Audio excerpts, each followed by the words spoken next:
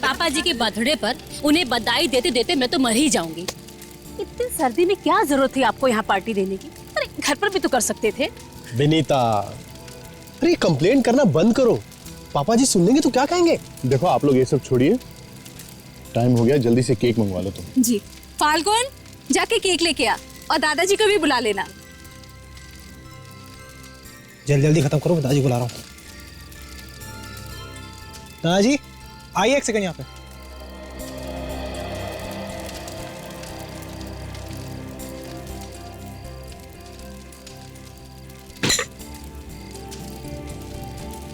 जीते रहो बेटा।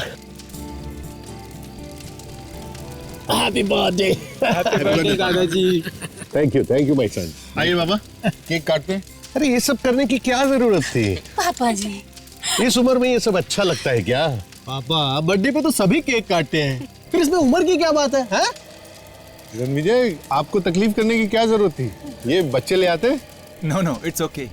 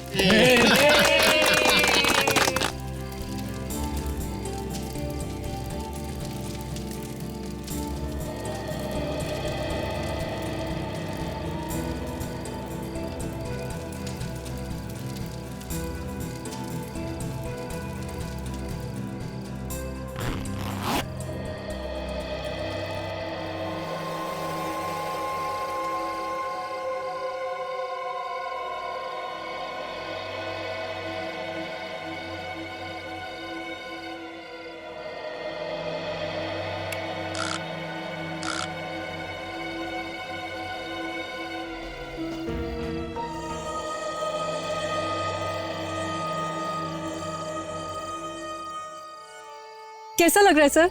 आपके बच्चों ने इतनी अच्छी पार्टी दी आपके जन्मदिन के लिए। It was so nice of them, है ना? सब नाटक है नाटक सूजी। मुझे पहला फुसला कर ये सभी लोग प्रॉपर्टी अपने नाम करना चाहते हैं। पर सर सूजी, तुम शायद नहीं देख सकती, मुझे इनका लालच साफ साफ दिखाई दे रहा है। सारे के सारे मतलबी हैं, पर ये जैसा चाहते हैं ना वैसा मैं हरगिज होने नहीं दूंगा। इसीलिए मैंने तुम्हें यहां बुलाया है। मतलब उस दिन जो आप कह रहे थे वो आप सचमुच करने वाले? ये मेरा आखिरी फैसला है और इसे कोई नहीं बदल सकता। सर बताइए सर, मुझे क्या करना है? ये लो, इसे कल के न्यूज़पेपर में छपवा देना। मुझे अभी इसे प्रेस में देना होगा। थैंक यू सूजी, बाय।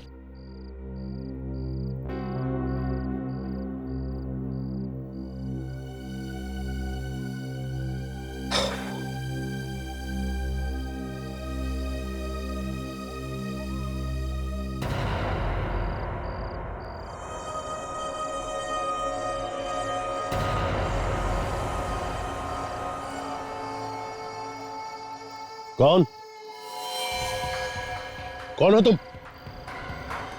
सामने क्यों नहीं आते? कौन हो तुम?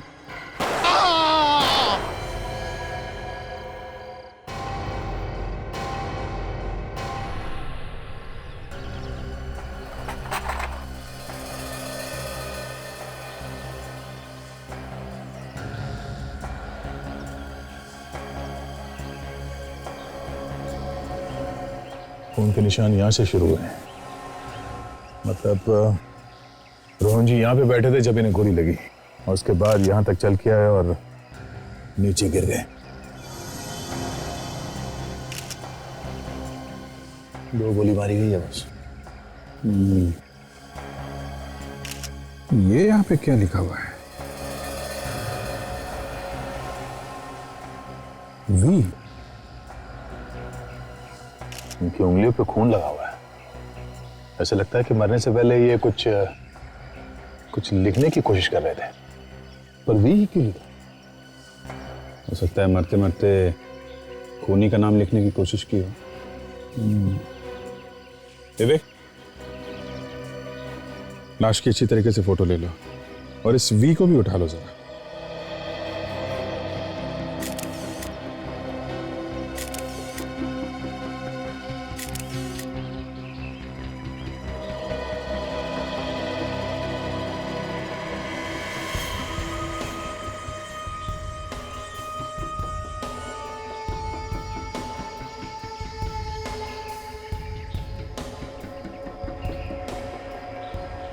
मैं उनका बड़ा बेटा हूं।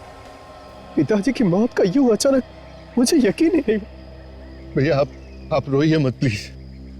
सर, अभी रात को हम सब मिलकर पिताजी का बर्थडे मना रहे थे और अचानक उनकी ये मौत कैसे? हम भी यही पता करने की कोशिश कर रहे हैं। रोहन जी ने मरने से पहले नीचे मैट पे अपने खून से वी लिख दिया है। शायद वो कुछ कहना चाहते थे। ये वी खूनी का नाम भी हो सकता है। हाँ? आपके परिवार में किसी का नाम वी से शुरू होता है? वी? सर, हमारे घर में तो किसी का भी नाम वी से शुरू नहीं होता। इनफैक्ट हमारे पूरे परिवार में वी से किसी का नाम नहीं शुरू होता। परिवार में किसी का नाम नहीं है, फिर भी याद कीजिए, कोई जान पहचान वाला हो सकता है, कोई दोस्त या फिर कोई दुश्मन। नहीं सर, ऐसा तो कुछ याद नहीं आ रहा। जी, तो वी अगर किसी के नाम का पहला अक्षर नहीं है तो फिर और क्या हो सकता है? अभी तो कुछ भी कहना मुश्किल है। एक बात बताइए, ये रोहन जी सबसे ज्यादा करीब किसके थे? आई मीन, कोई ऐसा खास दोस्त जिससे वो अपनी सारी राज की बातें करते हो? पिताजी तो वैसे ज्यादातर अकेले रहना पसंद करते थे और कोई ऐसा खास है भी नहीं जिससे वो ज्यादा मिलते हो। हाँ, काम की बातें वो अपने सेक्रेटरी से ही किया करते थे। हाँ सर, सूजी उनकी सेक्रेटरी। कल रात को वो यही थी हम लोगों के साथ। पिताजी की मौत से पहले वो टेंट में पिताजी से ही बात कर रही थी, फिर अचानक बाहर निकली और हम सबको बाय करके शहर की तरफ चली गई।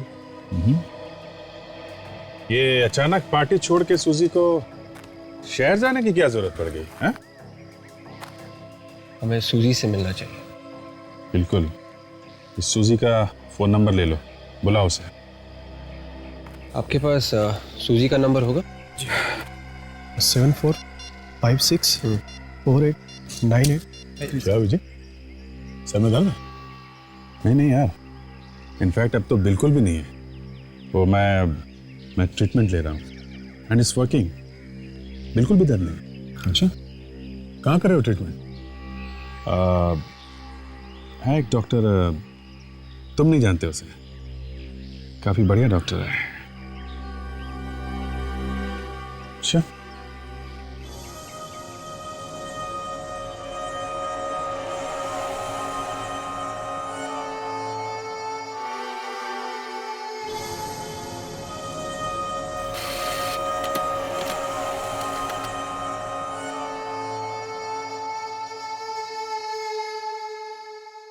दो गोलियां लगने के बाद बचने का तो कोई चांस ही नहीं रहा होगा बेचारे के पास। हाँ, बेचारे को गोली भी लगी जंगल के बीचों बीच। वहां से हॉस्पिटल तक पहुंचना मुश्किल ही था। हॉस्पिटल अगर पास में होता तब भी बचना मुश्किल ही था। सर, इस मैट के ऊपर से जो खून मिला है वी के निशान में, ये खून रोहन का ही है। मतलब ये वी का निशान रोहन के खून से बना है? कहीं खूनी ने तो जाते जाते ये निशान नहीं बना दिया रोहन के खून से? अभिजीत, ये उंगली का निशान रोहन का है, इसका मतलब ये वी का निशान रोहन ने ही बनाया। वी के निशान ने दिमाग खराब कर दिया है। एक आदमी जिसे 2 गोलियां लगी है, वो उठकर जाके ये वी का निशान क्यों बनाएगा? अरे उठने की कोशिश करेगा, मदद मांगने की कोशिश करेगा, खुद उठ के जाकर खून में उंगलियां डुबाकर ऐसे वी बनाएगा। मैं भी यही समझने की कोशिश कर रहा हूं कि एक आदमी को गोलियां लगती हैं, गोलियां लगने के बावजूद वो अपने आप को 4 फीट घसीट करके ले जाता है और मैट पर वी बनाता है। इस सबके लिए उसे कितना वक्त लगा होगा? यही कोई 20-30 सेकेंड्स या ज्यादा से ज्यादा 1 मिनट। काजल, इस आदमी को .45 कैलिबर की गन से गोलियां लगी हैं, वो भी बिल्कुल नजदीक से। एक गोली पेट में लगी है और दूसरी सीधी छाती में दिल को चीरती हुई बाहर निकली है। क्या तू कहना क्या चाहता है सालुंखे? मैं कहना यह चाहता हूं बॉस कि अगर गोली किसी इंसान को छाती में लगेगी तो दिल वहीं फट जाएगा, आदमी की मौत वहीं हो जाएगी। लेकिन ये भाई साहब चेयर से उठे, अपने आप को 4 फीट दूर लेके गए, वहां जाकर के वी बनाया और फिर मरे। यार इसके पास इतना वक्त कहां से आया? सालुंखे 100 में 1 चांस भी नहीं? कुछ पल के लिए जी नहीं सकता आदमी गोली लगने के बाद? बॉस तुम कहते हो तो 100 में से 1 तो नहीं, लेकिन 1 करोड़ में से 1 चांस मान सकता हूं। वाह, तो आपका कहना है कि यह वी का निशान रोहन ने नहीं बनाया है, और आपका कहना है कि खून में जो उंगलियों के निशान हैं वो रोहन के ही है। कमाल है, क्या बताया आप दोनों ने, दिमाग खुल गया है। Excuse me. तू यार केस को सुलझाता है क्या उलझाता है? अरे क्या उलझाना सुलझाना यार, मैं तुम्हें हकीकत बताने की कोशिश कर रहा हूं, तुम कह रहे हो कि उलझा रहा हूं। कमाल है यार। अरे रोहन के सेक्रेटरी सूजी ब्यूरो में आ गई है। सूजी ब्यूरो में आ गई है? Yes sir. तुम निपटो इससे।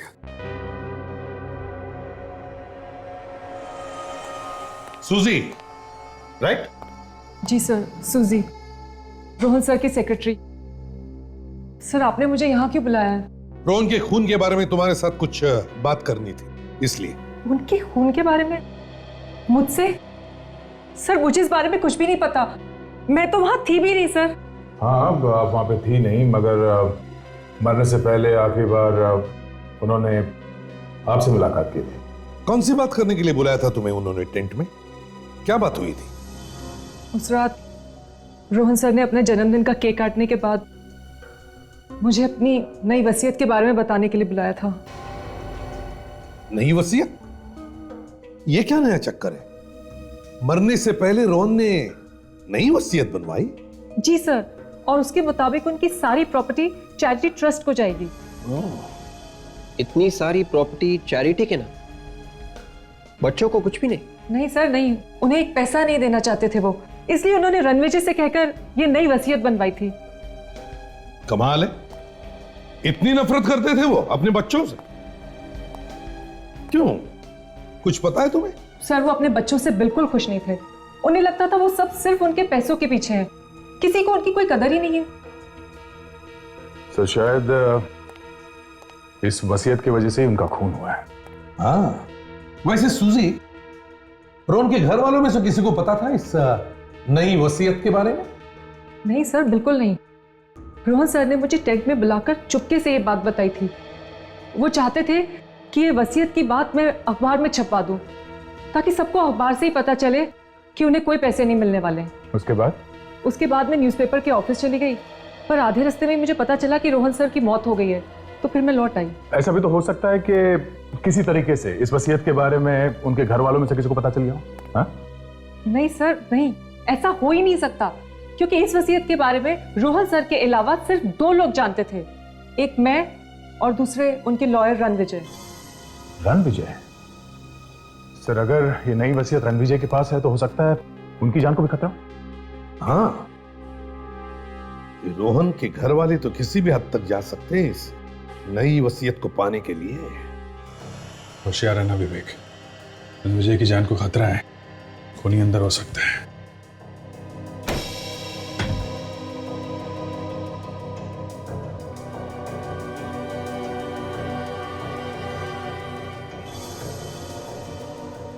सारा घर तहस नहस है, लगता है खूनी नई वसीयत के पेपर्स ढूंढने आया होगा।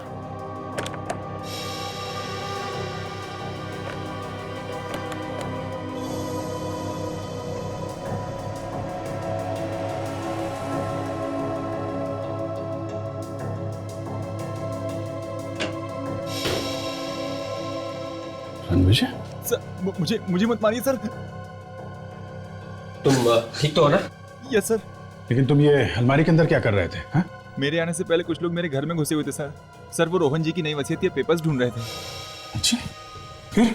सर जैसे ही मैं घर में घुसा उन्होंने मुझे देखते ही गोली चला दी। सर मैं किसी तरह उनसे बच के यहाँ अलमारी में आके छिप गया। तुमने तो उनका चेहरा देखा होगा ना, पहचानते हो उन्हें? नहीं सर, मैंने किसी को नहीं देखा, सबने मास्क पहने हुए थे। सर मुझे लगता है कि इन सब के पीछे रोहन जी की फैमिली के किसी मेंबर का हाथ है। अच्छा, ऐसा तुम्हें क्यों लगता है? सर रोहन जी की नई वसीयत के पेपर से किसी और का क्या फायदा हो सकता है? तो क्या वो पेपर्स मिले उन्हें? नहीं सर, वो मैंने कहीं और छुपा के रखे हैं। Very good. अच्छा, तुम चेहरा नहीं देख पाए तो कुछ और बात याद है तुम्हें उनके बारे में? I mean, उनके हाथ में घड़ी, कोई चेन, एक दूसरे का नाम ले रहे हो, कुछ भी? हाँ सर, सर उनमें से किसी एक के दाहिने हाथ पर एक टैटू था। टैटू? कैसा टैटू? क्या बना था? सर चमगादड़ का टैटू। चमगादड़? देखना पड़ेगा कि रोहन की फैमिली में कौन है जिसे चमगादड़ से इतना प्यार है। हाँ मैं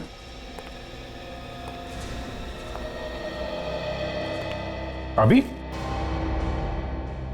मिलना है डॉक्टर साहब से?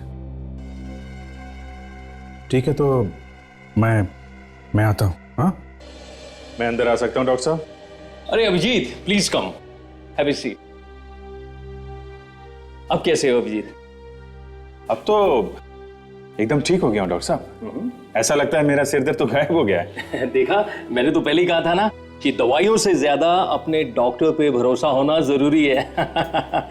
अब क्योंकि आपका सर दर्द चला गया है तो मैं आपको नई दवाई दे देता हूं ताकि ये दर्द फिर से वापस ना आए। हेलो माया, अभिजीत की दवाइयां लेकर आइए। डॉक्टर साहब, ये जो पुरानी दवाइयां थी वे तो बिल्कुल ठीक काम कर रही हैं, तो नई दवाइयां जरूरी हैं क्या? अभिजीत, मुझ पे विश्वास रखो, पहले की सारी दवाइयां बंद कर दो और कल से आप ये नई दवाई लेना शुरू करो। दिन में 2 टैबलेट्स, एक सुबह और एक रात को। ओके, तो मैं चलूं? Okay Abhijit, all the best. Thank you very much.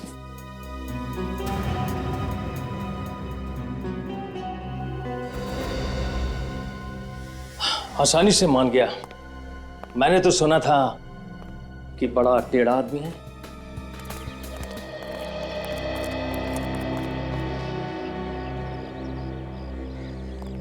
आइए सर। सर, आप लोग रणविजय और सुजी से मिलने वाले से, कुछ पता चला उनसे? जी हाँ, हम लोग उनसे मिले और कुछ पता भी चला है। आप ये बताइए कि आपकी फैमिली में कोई ऐसा आदमी है जिसके दाएं हाथ पे चमगादड़ बना है, टैटू? हाँ सर, मेरे छोटे बेटे धीरज के हाथ पर बना हुआ है, लेकिन इसका इस केस से क्या संबंध है सर? संबंध है मिस्टर अजय, संबंध है। आपका छोटा बेटा धीरज है कहाँ? बुलाइए उसे। जी, बच्चे घर पर नहीं है। नहीं है? कहाँ गए? वो लोग जंगल वाले घर पर गए। जंगल वाले घर पर? अभी भी आपके पिता रोहन जी का वहां पे खून हुआ है, ये बच्चे वापस वहां क्यों गए? पता नहीं सर। एक काम करिए, आप हमें जंगल वाले घर का एड्रेस दीजिए, देखते हैं चमगादड़ वाला हाथ अब क्या करने वाला है।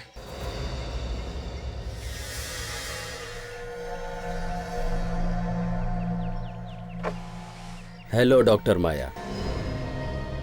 अभिजीत अब सीआईडी में ज्यादा देर नहीं रह सकेगा। मैंने उसे वो दवाई दी है जिससे सीआईडी में उसका रहना मुश्किल हो जाएगा। और एसीपी? एसीपी को पता तो नहीं चलेगा ना? एसीपी तो सिर्फ अपने कपड़े फाड़ेगा और कुछ नहीं कर पाएगा। पुरानी दवाइयों से उसका दर्द ठीक हो चुका है, जिससे वो हम पे पूरा भरोसा करने लगा है, और नई दवाइयां उसका दिमाग घुमा के रख देंगी। और दया? दया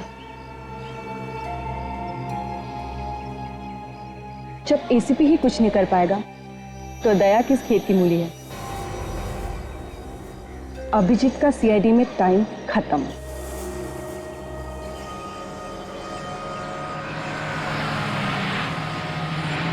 सर, ये वही जगह है जहां से रोहन जी के फॉरेस्ट हाउस के लिए रास्ता जाता है। वो पांचों बाएं यही आए होंगे। रास्ता जैसा तो कुछ दिख नहीं रहा है।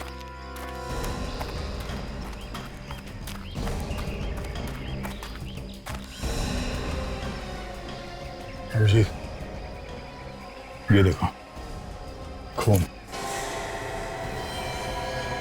का मतलब कुछ न कुछ तो हुआ है।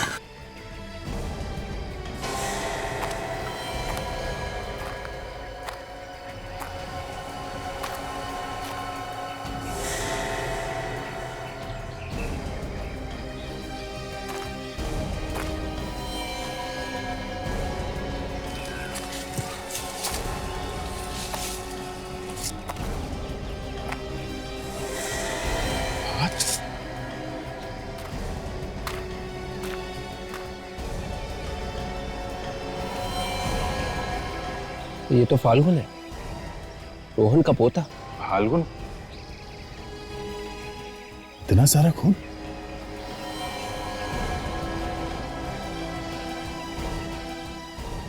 बॉडी में जगह जगह चाकू घोंपा गया है।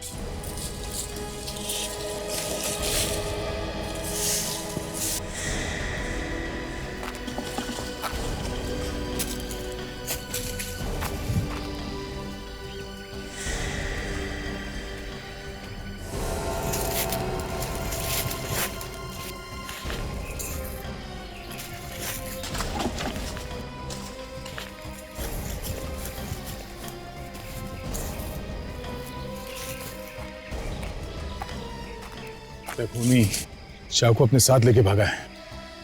कमाल है, ये पांचों भाई घर से एक साथ निकले थे। अगर एक यहाँ है तो बाकी चारों भी यहीं कहीं होंगे। एक भाई का खून हो जाए तो बाकी भाई उसे मरता छोड़ भाग कैसे सकते हैं? ऐसा भी हो सकता है दया ये काम इन चारों भाइयों में से किसी का हो। खून ताजा ताजा है, मतलब इसकी मौत अभी अभी हुई है।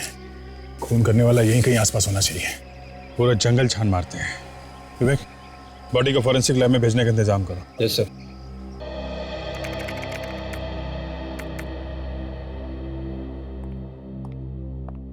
मैंने दोबारा चेक कर लिया, रोहन जी के परिवार में ऐसा कोई भी नहीं जिसका नाम वी से शुरू होता है।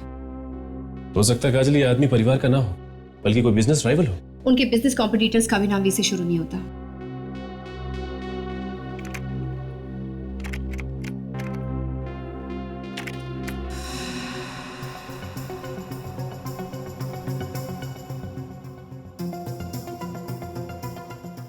ये देखो, रोहन जी को दुनिया भर से पेंटिंग खरीदने का बहुत शौक था और उनकी एक पेंटिंग है जिसका नाम है वी। ये तो एक बहुत ही मशहूर यूरोपियन आर्टिस्ट की पेंटिंग है और इसे रोहन जी के पिता पृथ्वी जी ने 1952 में लंदन के एक नीलामी से खरीदा था। और अब इस पेंटिंग की कीमत है 30 करोड़ रुपए। इसका मतलब इस पेंटिंग में ही कुछ है। मुझे भी ये लगता है। मुझे लगता है कि इस पेंटिंग में ही कोई राज है। हमें जल्द से जाके इस पेंटिंग को देखना होगा। कहां पे है ये पेंटिंग? मंदार कॉलोनी, रोहन जी के पुराने बंगले में।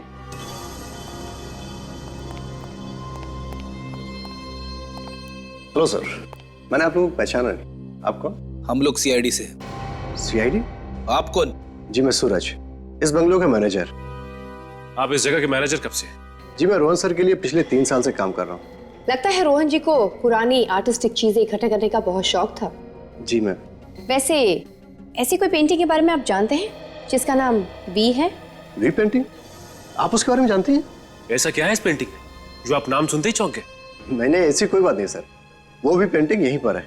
वो एक्चुअली क्या कि इतने दिनों से उस पेंटिंग में किसी को कोई इंटरेस्ट नहीं था, पर अमित, विक्रम और रोहन जी के सभी पोते उस पेंटिंग को ढूंढते हुए सभी यहाँ पर आए थे। क्या रोहन जी के सारे पोते उस पेंटिंग को ढूंढते हुए आए? जी सर। अच्छा ये बताइए कि क्या हुआ था जब वो उसे ढूंढते हुए आए? कुछ नहीं सर, लेकिन सब के सब अजीब तरह से उस पेंटिंग के बारे में बात कर रहे थे। बल्कि अब उन्होंने तो उस पेंटिंग को ले जाने के बारे में हमसे पूछा भी था। तो आपने क्या किया? पेंटिंग दे दी? नहीं सर, ऐसे कैसे दे देता? वो पेंटिंग यहीं पर है सर। आइए आइए सर। सर ये है दुनिया भर में मशहूर वी पेंटिंग। सर ये पेंटिंग बहुत पुरानी है, ब्रिटिश जमाने से भी पहले की। और सर इसमें जो रंग का इस्तेमाल। हमें ये पेंटिंग उतार के देखनी है। मरते वक्त रोहन जी ने एक पेंटिंग का नाम क्यों लिखा होगा? बड़ी अजीब बात। फ्रेडी, क्योंकि राज इसी के अंदर छिपा है। ये देखो, इसका कवर फटा हुआ है, मतलब राज यहीं पे है। ये तो किसी खजाने का नक्शा है। ये तो कोरोना जंगल का है। ये नक्शा वहीं का है। जंगल में खजाना? और ये देखिए, ये जो रास्ता आगे की तरफ जा रहा है, ये तो रोहन जी की प्रॉपर्टी, उनकी पुश्तैनी मकान का है। इसका मतलब ये सारे के सारे खून खजाने के पीछे किए जा रहे हैं। अरे ये क्या है?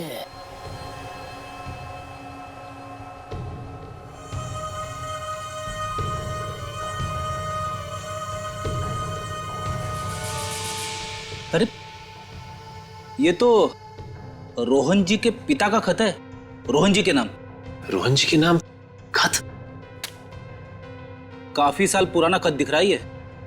इसमें साफ साफ लिखा हुआ है कि रोहन बेटा, ये पेंटिंग संभाल के रखना। इस पेंटिंग में एक खजाने का राज छुपा हुआ है, तुम्हें इस खजाने तक पहुंचना ही होगा। पृथ्वी। इसका मतलब जो कोई भी इस खजाने के पीछे है वो तीसरे पड़ाव यानी रोहन जी की पुश्तैनी मकान में है।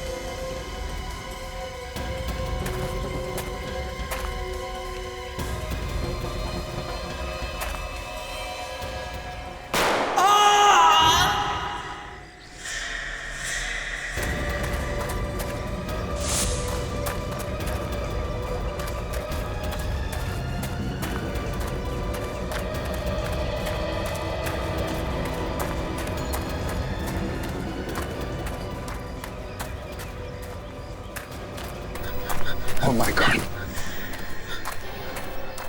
विक्रम, विक्रम, विक्रम, विक्रम, हाँ? विक्रम, क्या हुआ? हाँ?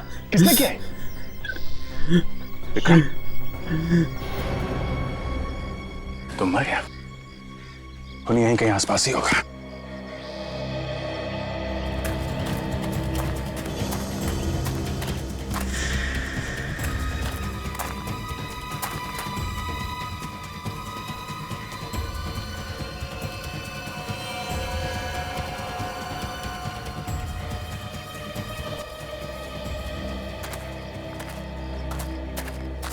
भाग गया।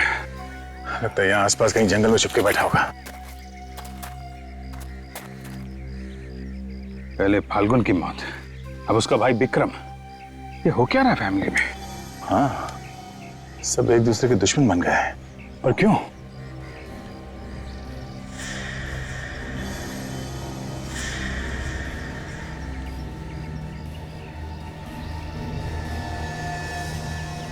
चाकू, इसमें खून लगा हुआ। ये फाल्गुन को चाकू घोप घोप के मारा गया था। कहीं विक्रम ने तो नहीं मारा उसे? अपने ही भाई का खून। मतलब विक्रम ने फाल्गुन को मारा और किसी और ने विक्रम को मारा।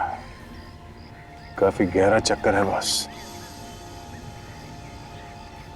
मतलब कोई है जो इन भाइयों से ये सब करवा रहा है, और इसका राज इस जंगल में ही कहीं छुपा हुआ है।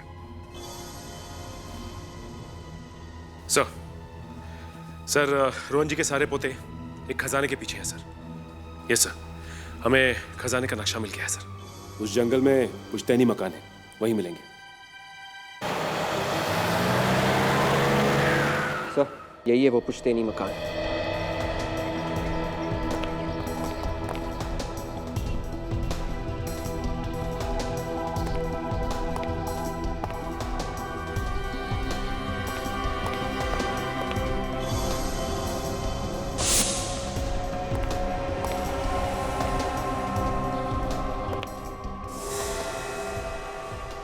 अभिजीत,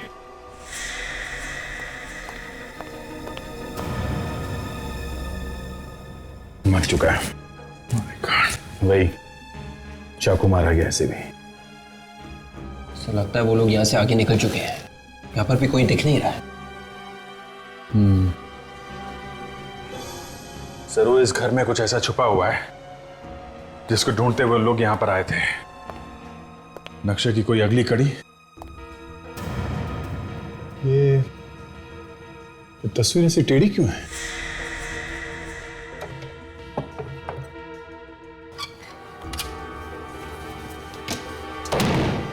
ओह, तो नक्शा देखने के लिए वो बच्चे यहां तक आ गए। तो जंगल में किसी ब्रिज का नक्शा है, और ये एरो देख रहे हो, लगता खजाना यहीं पे है। सीआईडी?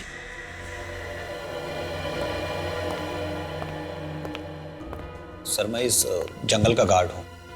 आपको अंदर आते हुए देखा तो मैं खुद ही आपको हेल्प करने के लिए आ गया। पहले ये बताओ, कुछ देर पहले अभी रोहन के रिश्तेदारों में से कोई यहाँ पे आया था क्या? जी हाँ सर, आए थे। यहाँ जंगल में आसपास कोई ब्रिज है क्या? हाँ, पास में ही है। जाइए देख, ये दीवार पे जो नक्शा बना हुआ है, ऐसा ही ब्रिज है? हाँ यही है, ये 15 साल पहले बना है। ऐसे कैसे हो सकता है? अगर ये नक्शा 50 साल पुराना है तो 50 साल पुराने नक्शे में 15 साल पुराना ब्रिज कहां से आ गया?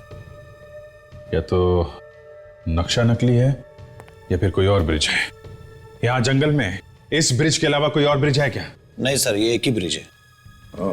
देख, इनसे इस ब्रिज तक जाने का रास्ता मालूम करो, आप जा सकते हैं। Thank you sir. आइए। मैं सचिन और काजल से पूछ लेता हूँ, वो जो लेटर उन्हें तस्वीर के पीछे मिला था उसे ठीक तरीके से एग्जामिन करें, पता चल जाएगा 50 साल पुराना है कि नहीं।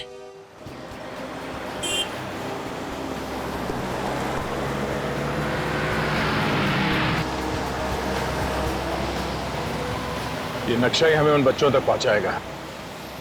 इसी नक्शे के पीछे गए होंगे वो। हाँ काजल, नक्शे के बारे में कुछ पता चला? नकली है? अच्छा, ओके ठीक है, हम लोग वहां जाके देखते हैं। हाँ हाँ, बाद में फोन करता हूं तुमको। ये लो, नक्शा तो नकली है दया। क्या? हाँ, पेपर पुराना है पर इंक नया है। ये किसी की सोची समझी चाल है। झूठे खजाने का लालच देके सबकी जिंदगी के साथ खेल रहा है, एक एक करके मार रहा है। ऐसा काम तो रोहन का कोई दुश्मन ही कर सकता है। ये कोई ऐसा आदमी है जिसे रोहन के बारे में सब कुछ मालूम है, कोई बहुत करीबी आदमी। काजल और सचिन रमेश के घर गए, शायद वहीं से कुछ पता चल जाए।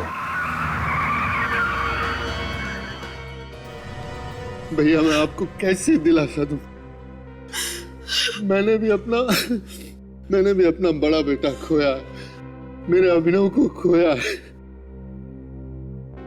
मैं आपके दुख को बहुत अच्छी तरह से समझ सकता हूं भैया। अगर हमारे बच्चों के पीछे कौन पड़ा है और क्यों? कोई तो है जो हमारे परिवार को बर्बाद कर देना चाहता है।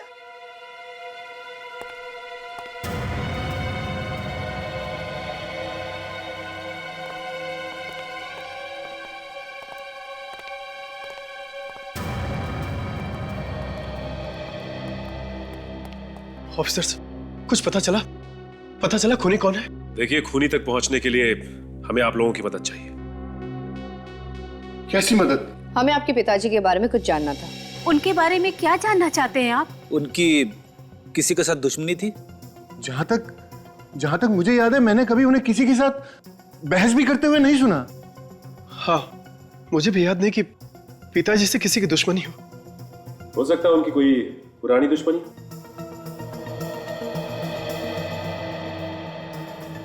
अजय, रमेश अंकल।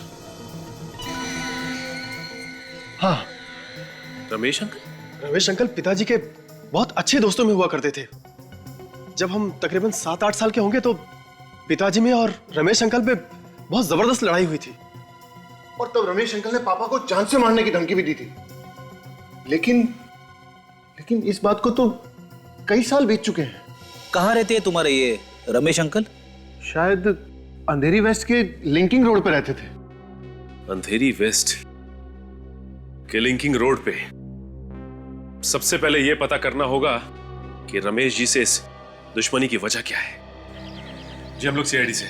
देखिए, हमें आपसे कुछ पूछताछ करनी है रमेश जी के बारे में। रमेश जी हैं? उन्हें गुजरे तो 32 साल हो गए और वो मेरे ससुर जी थे, पर आप लोग उनके बारे में क्यों पूछ रहे हैं? 32 साल हो गए? फिर भी जरा याद करके बताइए कि उन्होंने कभी किसी रोहन के बारे में कोई बात की किसी से? रोहन? ओ रोहन, हाँ, मेरे ससुर जी और मेरे पति अक्सर किसी रोहन के बारे में बात किया करते थे। ये बताइए कि आपके ससुर और रोहन का क्या रिश्ता था? कैसे जानते थे एक दूसरे को? उन लोगों की आपस में दुश्मनी थी। ये बात तो बहुत पुरानी है, भारत में जब ब्रिटिश राज चल रहा था उस समय की। क्या हुआ था? क्यों थी दुश्मनी? मेरे ससुर जी आजादी की लड़ाई में शामिल हो गए, पर रोहन ने दगाबाजी की। उनके कुछ प्लान्स चुराकर अंग्रेजों के हवाले कर दिए कुछ पैसों के लिए, जिस वजह से मेरे ससुर जी को जेल हो गई और उनके कुछ साथी भी मारे गए। मेरे ससुर जी को बहुत तड़पाया गया था जेल में। हमें आपके पति से मिलना है, बुलाइए उन्हें। जी, वो भी इस दुनिया में नहीं है। We are really sorry। अच्छा, आपके घर में अब है कौन? जी, मेरा एक बेटा है। क्या करता है आपका बेटा? वो विदेश में रहता है। ये रही उसकी तस्वीर। अमन।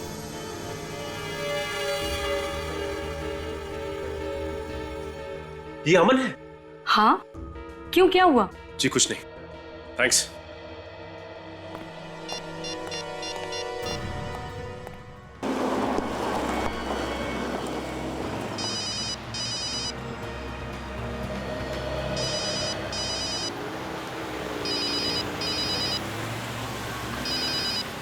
सर, आपका फोन बज रहा है।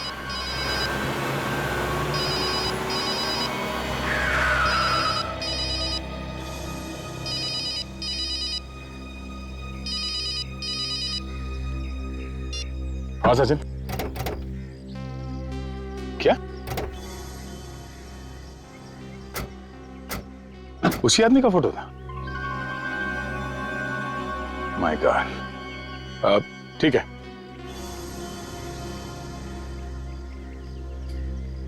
Okay okay, bye. क्या हुआ सर? इस आदमी का पता चल गया जो ये सब करवा रहा है। अच्छा, पहले हमें इन बाकी के भाइयों को रोकना होगा एक दूसरे का खून करने से। हाँ, उनको रोकना होगा। चलो। सर, वो जो कोई भी है, वो आदमी भी यहीं कहीं जंगल में छुपकर सारा खून खराबा होते हुए देख रहा है। वो यहीं कहीं होना चाहिए। अभिजीत, क्या हुआ अभिजीत? तुम ठीक तो हो? मैं?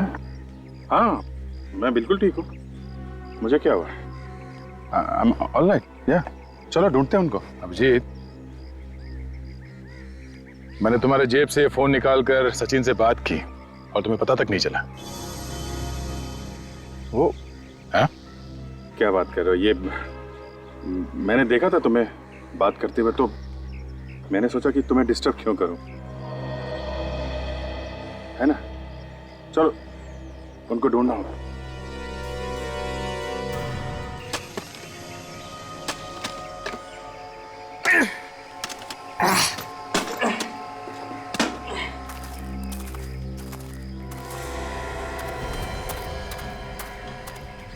अच्छा सर, अब आ गए। अभी जिस तरफ है, जल्दी चलना होगा, खून होने से पहले रोकना होगा उनको।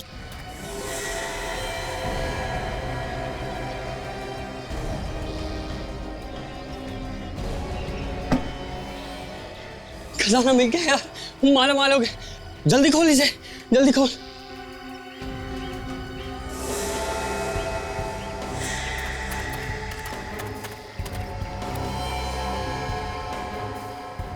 इतनी जल्दी क्या है मेरे भाई? विवेक, जल्दी से जाओ, पीछे से जाओ।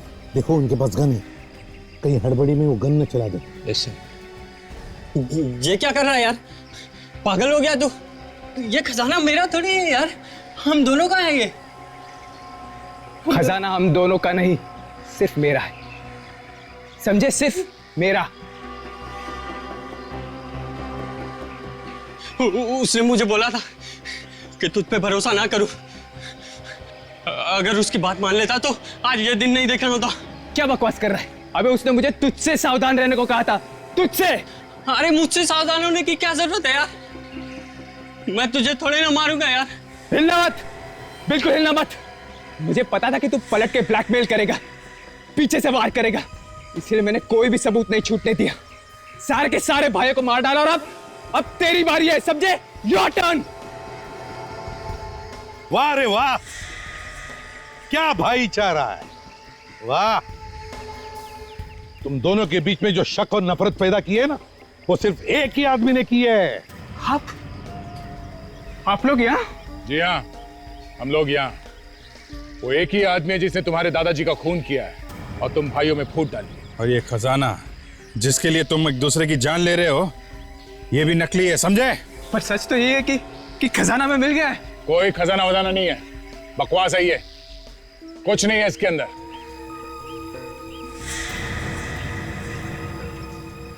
और इस सब के पीछे जो आदमी है वो यहीं पर है, हम सब के बीच। तुम जहां कहीं भी हो, हम जानते हैं कि तुम अमित और धीरज को जान से मारना चाहते हो, मगर हम ऐसा होने नहीं देंगे। अगर हिम्मत है तो हमें रोक के दिखाओ। नहीं इंस्पेक्टर, तुम उन्हें ऐसे नहीं ले जा सकते। रणविजय, इन दोनों को मरना होगा।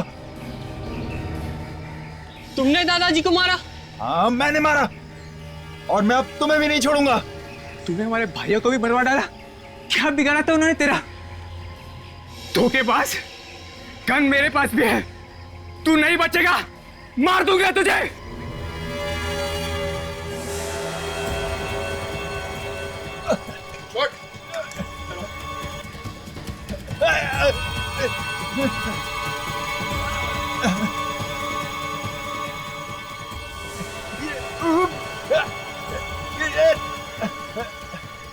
गन लगाएगा?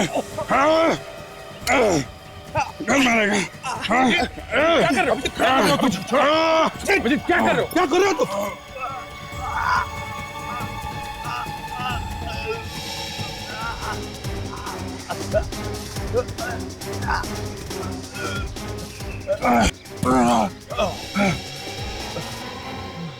क्या हो गया तुम्हें? हाँ? हाँ? क्या कर रहे हो तुम? हट, मर जाता हो बेचारा।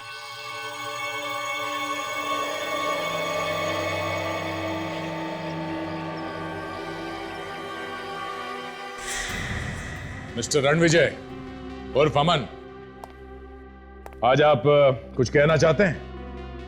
ये क्या कहेगा? रोहन का खून करके उसके परिवार वालों को एक दूसरे का दुश्मन बनाकर छोड़ दिया। हाँ, ऐसा करके मैंने अपने दादाजी का बदला पूरा किया। मेरे दादाजी को फंसाया था उसने। मैंने धीरे धीरे रोहन के मन में उसके बच्चों के खिलाफ शक पैदा किया, और वो मेरी बातों में आ गया। और तुम्हें लगा कि वो सारी जायदाद तुम्हारे नाम पर कर देंगे, है ना? मुझे लगा कि वो ऐसा करेगा, मगर उस बेवकूफ आदमी ने मेरे सारे किए कराए पर पानी डाल दिया। उसने अपनी सारी जायदाद मेरे ही हाथों एक ट्रस्ट के नाम दान करा दी, और उन्हें मारकर उन्हीं के हाथों से वी का निशान बनाकर उस खजाने का नाटक रचा तुमने। धीरज को फंसाया कैसे तुमने? मैंने उसे खजाने का रास्ता बताने का वादा किया। अगर वो अपने भाइयों को एक दूसरे के हाथों खत्म करवा सके तो। बस बाकी उनका लालच उनकी जान लेता चला गया। शर्म आनी चाहिए तुम्हें।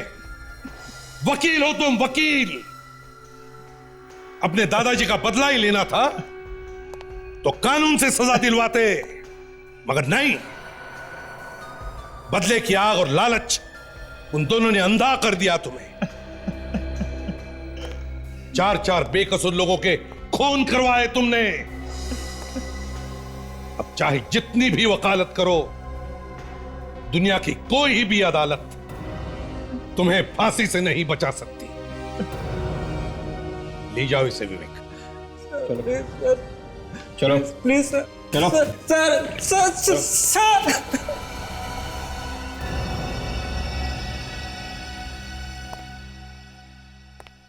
क्या बात है सर? खूनी पकड़ा गया, आप अब भी परेशान लग रहे हैं? हाँ दया, अभिजीत परेशान कर रहा है मुझे। समझ में नहीं आता है मुझे क्या हो रहा है उसके साथ।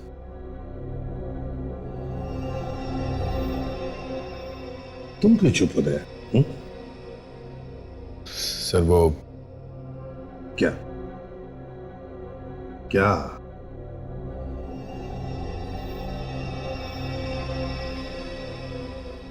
कुछ छुपा रहे हो मुझसे तुम? क्या है? सर अभिजीत पिछले कुछ दिनों से काफी बदला बदला सा है सर। मैंने उसे ऐसे पहले भी कई बार देखा है। पिछली बार सर एक क्राइम सीन पे उसने बिना ग्लव्स पहने लाश को हाथ लगाने की कोशिश की थी। वही तो, समझ में नहीं आ रहा है क्यों कर रहा है ऐसे। पता नहीं सर, पर यह सब तब से हुआ है जब से उसके सर पे वो चोट लगी है। तुमने पूछा उससे? कई बार पूछने की कोशिश की सर, पर वो इस बारे में बात ही नहीं करना चाहता। अभिजीत, इतनी सारी दवाइयां किस लिए? सर दर्द की दवाइयां हैं। देखो दया, हमारे इस लाइन में एक छोटी सी गलती भी बहुत महंगी साबित हो सकती है। रात तो उसने हद ही कर दी। मुझे ही कुछ करना पड़ेगा। क्या आप क्या करना चाहते हैं सर? पता नहीं। सीआईडी में ऐसी गलती सिर्फ एक बार माफ हो सकती है, बार बार नहीं। अगर ऐसे ही चलता रहा तो सर आप अभिजीत को सीआईडी से निकाल देंगे? हाँ दया, निकाल दूंगा मैं अभिजीत को। मगर सर अभिजीत तो... देखो दया, अभिजीत सिर्फ तुम्हारा दोस्त ही नहीं, सीआईडी का एक सीनियर ऑफिसर भी है और मैं भी उसे पसंद करता हूं। मगर उसकी गलती की वजह से मैं सबकी जान को खतरे में नहीं डाल सकता।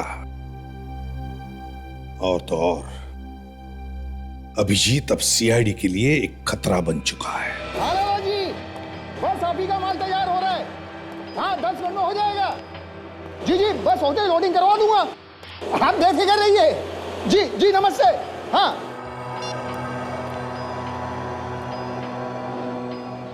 अरे यशपाल।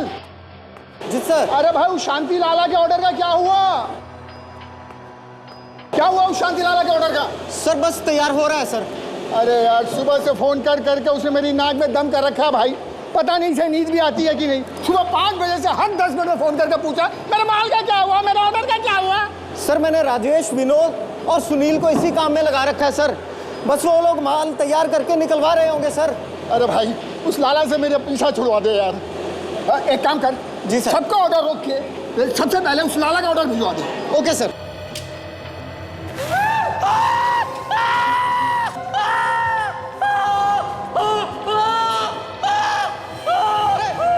अरे क्या हो गया? क्या हो गया? क्यों चिल्ला रहे हो? ये क्या शोर मचा रहे हो तुम सब लोग? ये क्या नाटक हो रहा है? काम क्यों नहीं कर रहे इस तरफ?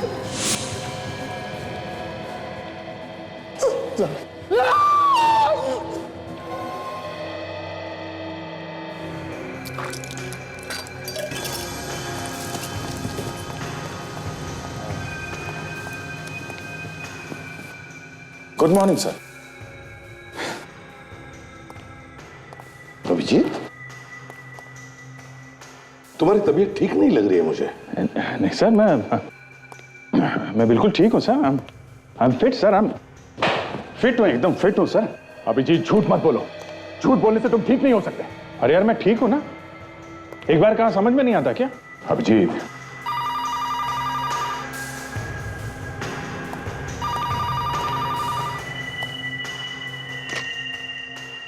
हेलो। हाँ एसीपी प्रद्युमन है। लाश मिली है? कौन सी आइस फैक्ट्री में? ठीक है हम लोग आते हैं। आइस फैक्ट्री में लाश मिली है। आइस फैक्ट्री में तो एक मिनट, बर्फ में दब गई होगी ना सर?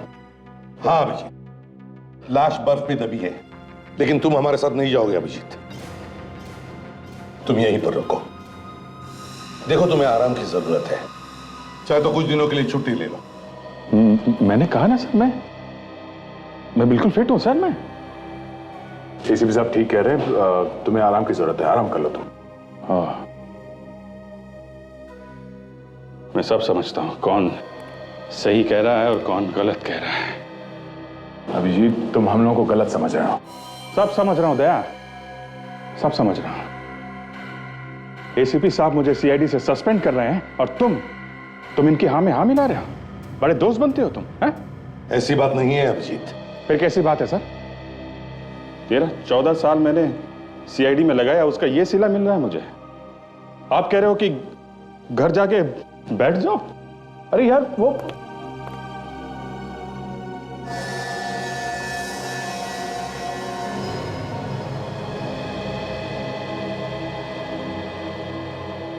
ठीक है सर, आप लोग जाइए। मैं रुकता हूं यहां पे। चलो दे।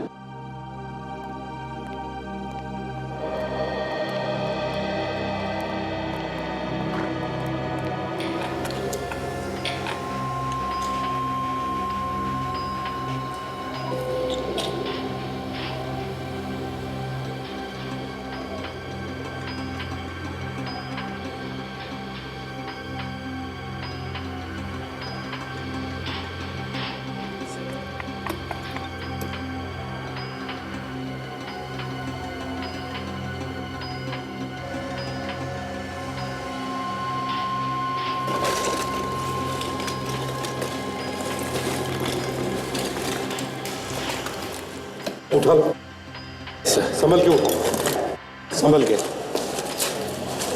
सचिन,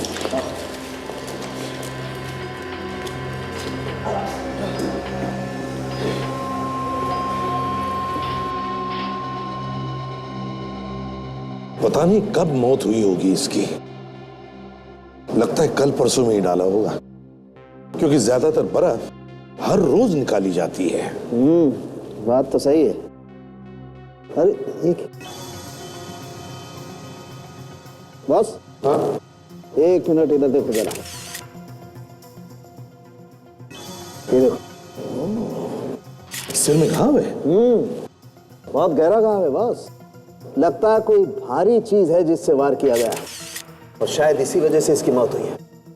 सर इसका मतलब है किसी ने इसके सर पे वार किया और इस लाश को आइस फैक्ट्री में डाल दिया बर्फ बनने के लिए। इधर आओ जल्दी।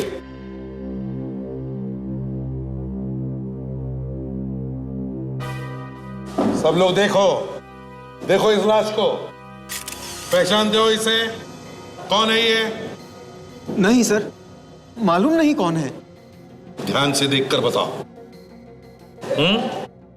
नहीं सर, हम नहीं पहचानते। तो फिर है कौन ये? आया कैसे यहां पर? लाश का चलकर अंदर आ गई? लाश कैसे चल सकती है सर? तो फिर? सर इसके कपड़ों में से ऐसा कुछ भी नहीं मिला है जिससे इसकी पहचान हो सके। बस मैं लाश को फॉरेंसिक लैब ले जाता हूँ। ठीक है, जैसे कुछ पता चले मुझे बता दो। काजल, जरा गाड़ी का इंतजाम करो। सब लोग इधर आओ। सच सच बताओ। हम तो रात को फैक्ट्री में ताला लगा के घर चले गए थे। सब साँचों में पानी भी भर दिया था। सुबह आकर देखा तो ये लाश मिली सर। अच्छा ये बताइए कि इस बर्फ को जमने में कितना समय लगा? सर कम से कम 9 से 10 घंटे तो लग ही जाते हैं सर। 9 से 10 घंटे? सर इसका मतलब ये है कि इसे यहाँ पे रात में ही डाला गया है। हाँ मगर सचिन, बंद फैक्ट्री में लाश को अंदर लाया कैसे और किसने? हाँ? चाबी किसके पास होती है फैक्ट्री की? चाबी तो मेरे पास ही रहती है सर, और सुबह दरवाजा भी मैंने ही खोला है सर। चाबी तुम्हारे पास होती है, सुबह फैक्ट्री का दरवाजा भी तुमने ही खोला। तो फिर अब तुम बताओ किसने मारा इसे? मैं कुछ नहीं जानता सर, पर मैंने खून नहीं किया सर इसका। तुमने खून नहीं किया तो फिर किसने किया खून?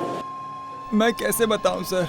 अच्छा तो फिर ये बताओ, ये जो बर्फ की लादियां हैं जिस साँचे में तैयार होती है, उस साँचे में पानी कौन डालता है? कौन डालता है पानी? पानी तो हम चारों डालते हैं सर, यशवंत, राजेश, सुनील और मैं सर। हाँ वॉचमैन बाहर खड़ा है, उससे भी पूछताछ करते सर। हाँ उससे भी करते। जाइए जरा वॉचमैन को लेकर आओ। सर यशपाल, सुनील, राजेश और विनोद सर। विनोद, सच सच बता, यह आदमी कल रात को यहां पर आया था ना? उसके साथ तुम लोगों का झगड़ा हुआ और फिर तुम लोगों ने इसे मार डाला, हाँ या ना? क्यों? साहब हम गरीब लोगों को तो अपनी रोजी रोटी कमाने से फुर्सत नहीं है साहब। हम भला ऐसा क्यों करेंगे? ये लाश कहां पर मिली? तुम्हारे इस फैक्ट्री में। तो फिर कौन बताएगा? ये तुम ही बताओगे ना कि क्या हुआ था यहां पर? सर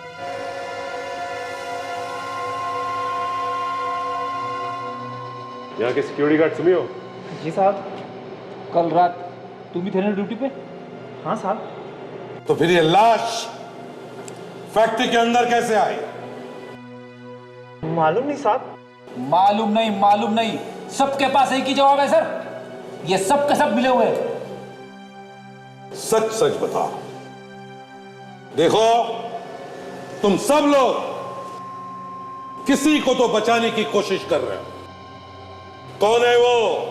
किसको बचा रहे हो तुम लोग? नहीं सर, सर हम लोग ऐसा क्यों करेंगे सर? अच्छा, पता तो चल ही जाएगा, समझे? सचिन, लाश की फोटो निकालो और सारे अखबारों में और टेलीविजन चैनल्स पर भेज दो। कोई ना कोई तो पहचानेगा।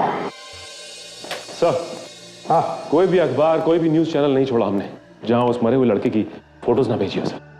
अब देखना सचिन, कोई ना कोई जवाब तो जरूर आएगा।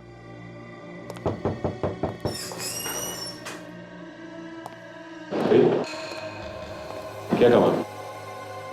जी, मेरा नाम उमंग है और मैं उस आइस फैक्ट्री का मालिक हूं। मुझे एसीपी साहब से मिलना है। उमंग, तो तुम हो उस आइस फैक्ट्री के मालिक जहां पर बर्फ के साथ साथ लाशें भी जमा की जाती है बर्फ में और बेची जाती है? ये झूठ है सर। मेरी फैक्ट्री में ऐसा कोई भी गलत काम नहीं होता है। मैं तो खुद हैरान हूं कि आखिर मेरी फैक्ट्री में वो लाश आई कहां से। अच्छा, तो तुमने लाश को देखा ही नहीं है ना? नहीं सर। सचिन, जरा लाश का फोटो दिखाओ, शायद कुछ याद आ जाए। ये लाश आई कहां से? नहीं सर, इस आदमी को मैंने पहले कभी नहीं देखा।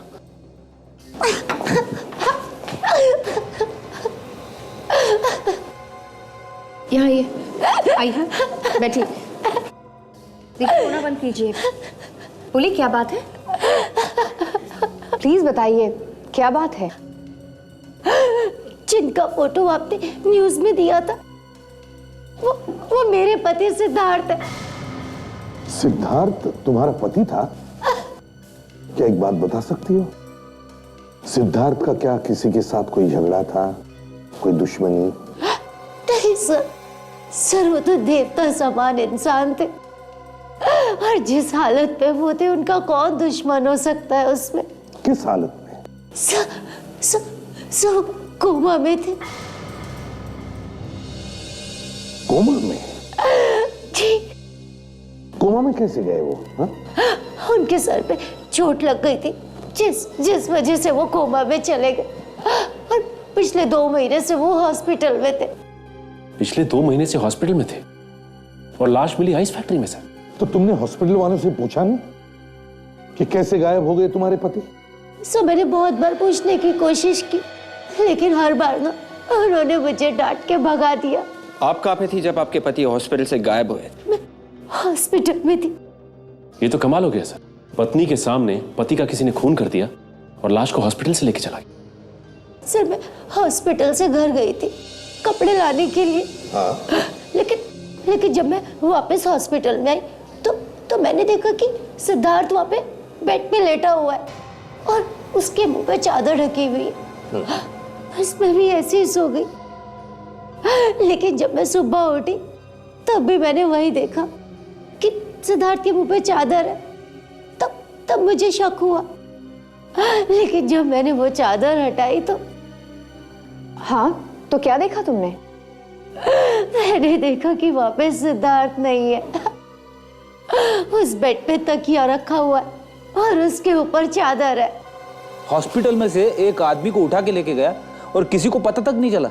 ये खूनी कोई हॉस्पिटल का ही आदमी है। उमंग, तुम जा सकते हो। जरूरत पड़े तो हम तुम्हें फिर से बुला लेंगे। क्या नाम है इस हॉस्पिटल का? डॉक्टर वेणुगोपाल, आपकी सर्जरी में सख्त जरूरत है। डॉक्टर विद्या, गायनेकोलॉजी वार्ड में आपकी सख्त जरूरत है। तुम फिर से यहाँ आ गई? हमने कहा ना कि हमें नहीं पता कि तुम्हारा पति कहाँ है। कैसे नहीं पता? इसका पति इसी हॉस्पिटल में एडमिट था ना? डॉक्टर विद्या, एक्सक्यूज मी, गायनेकोलॉजी वार्ड में आपकी सख्त जरूरत आप लोग कौन है? डॉक्टर करण, हम लोग सीआईडी से हैं। सीआईडी? तो तुम सीआईडी को भी यहाँ बुला लाई? डॉक्टर करण, तुम इस हॉस्पिटल के इंचार्ज हो और तुम सिद्धार्थ की ट्रीटमेंट कर रहे थे। है ना? जी हाँ, पर हम लोगों ने क्या किया है? सिद्धार्थ का खून, समझे? सिद्धार्थ का खून।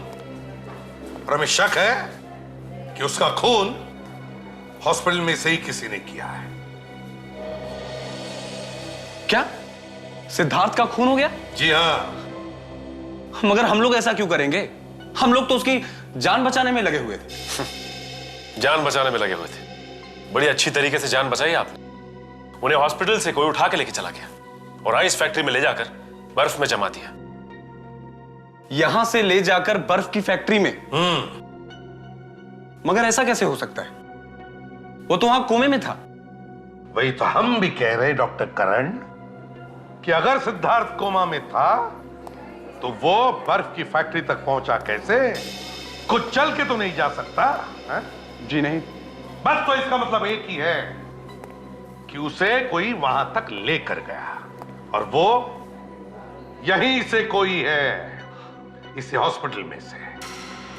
अरे नहीं सर, ये झूठ है। भला हम लोगों में से कोई ऐसा क्यों करेगा? वही तो, क्यों करेगा? बस जैसे ही पता चलेगा ना कि सिद्धार्थ का खून कोई क्यों करेगा, उसी वक्त यह भी पता चल जाएगा कि सिद्धार्थ का खून किसने किया है। समझे?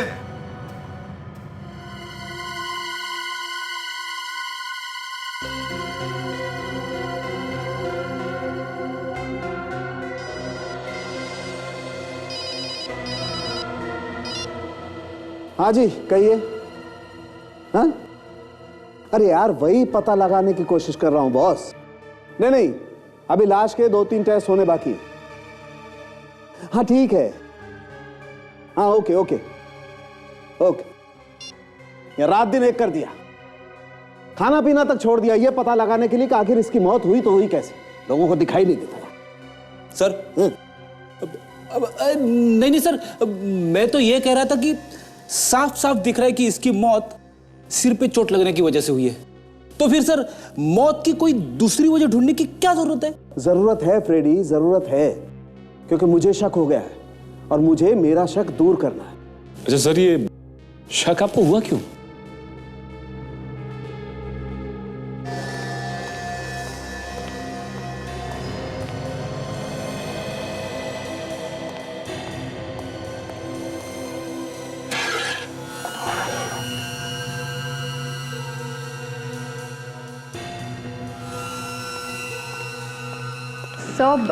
मैं आपकी कुछ मदद करूं? डॉक्टर तारिका भी नहीं है, डॉक्टर सोनाली भी नहीं है। ओह थैंक यू काजल, तुमने कम से कम पूछने की कोशिश तो की। इन्हें देखो, हाथ पे हाथ बांधे खड़े हैं बेशर्मों की तरह से।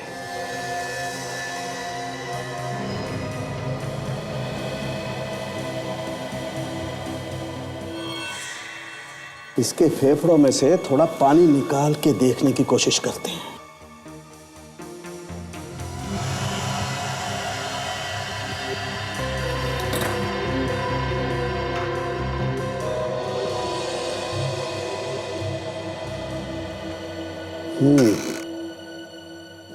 सचिन, इस आदमी के फेफड़ों में वही पानी है जो बर्फ बनाने के काम में आता है। बर्फ का पानी?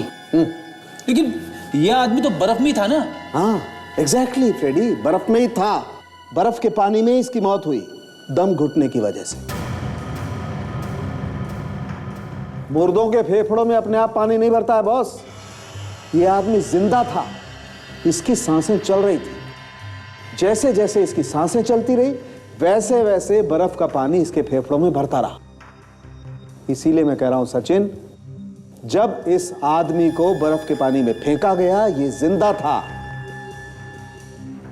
खून हॉस्पिटल में हुआ है तो हॉस्पिटल में काम करने वाले सभी लोग फंसेंगे। हम तो ढूंढ निकालेंगे उसको जिसने खूनी की मदद करके सिद्धार्थ को ऊपर पहुंचाया। समझे? एसीपी सर, आप हमारी बात पर विश्वास कीजिए सर। हमारे लोगों में से किसी का हाथ नहीं है इस खून में। और सिद्धार्थ गायब है ये बात भी हमें तब पता चली जब सिद्धार्थ की वाइफ नुपुर ने हमें बताया। मतलब ये किसी बाहर के आदमी का काम है, ये कहना चाहते हो? सर मुझे तो ऐसा ही लगता है सर। ऐसा हो नहीं सकता डॉक्टर करण, ऐसा हो नहीं सकता।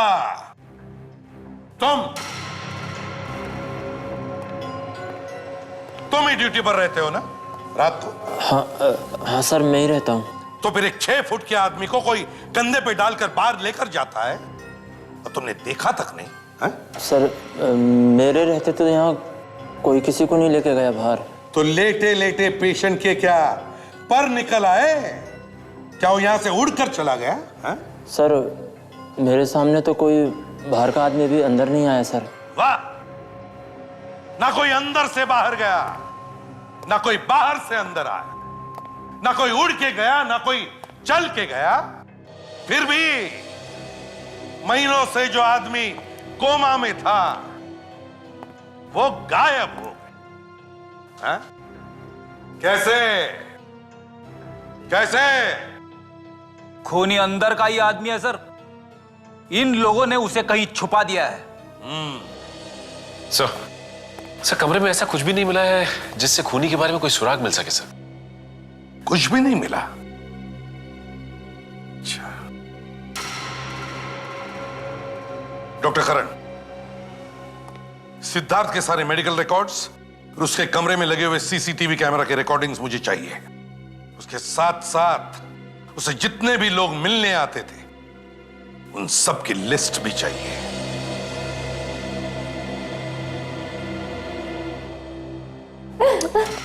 नूपुर जी, आप संभालिए अपने आप को और खूनी को पकड़वाने में हमारी मदद कीजिए। आप लोग जो कहेंगे वो मैं करने के लिए तैयार हूँ, लेकिन आप लोग मेरे पति के खूनी को मत छोड़ना, उसे सजा जरूर दिलवाना। सजा तो उसे हर हाल में होगी। आप सिर्फ इतना बताइए, हॉस्पिटल में जो लोग सिद्धार्थ से मिलने आते थे उनमें से कोई गड़बड़ लग रहा था आपको? हाँ, वो सिद्धार्थ का मैनेजर, मुझे तो वो गड़बड़ लगता है, और तो कोई ख्याल में नहीं। मैनेजर पे क्यों शक है तुम्हें? क्योंकि वो किसी फाइल पर मेरे पति के साइन चाहता था। फिर? लेकिन मेरे पति कैसे साइन करते, वो तो कोमा में थे, तो साइन मैंने ही कर दिए। लेकिन साइन हो जाने के बाद भी ना वो वहां से गया नहीं, वो वहीं पर बैठा रहा और मेरे पति को घूर रहा था वो।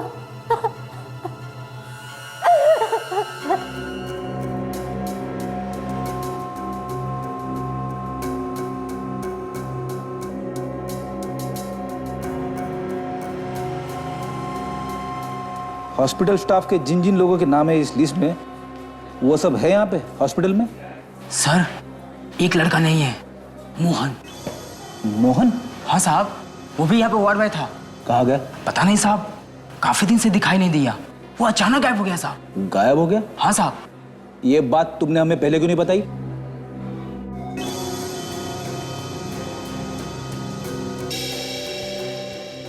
एक मिनट, पॉज करो,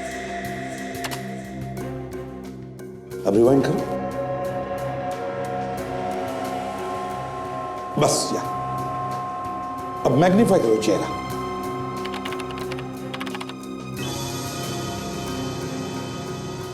अब प्ले करो।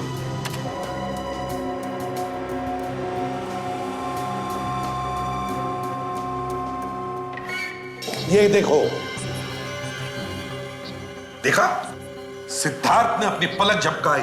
सर सिद्धार्थ तो कोमा में था, और कोमा वाला आदमी पलक कैसे झपका सकता है? ये तो आपको बताना चाहिए ना कि मामला क्या है।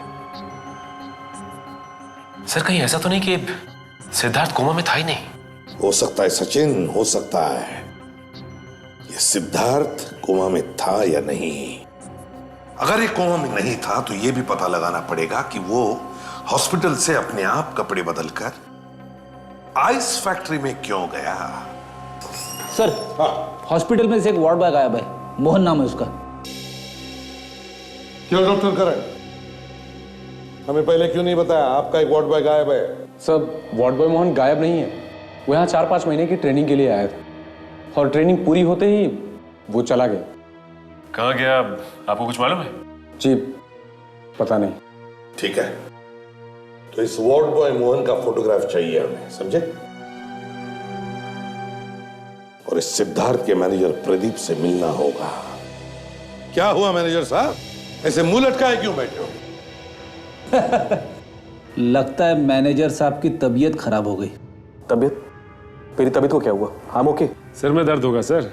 दर्द सर में नहीं, ठीक है बिल्कुल।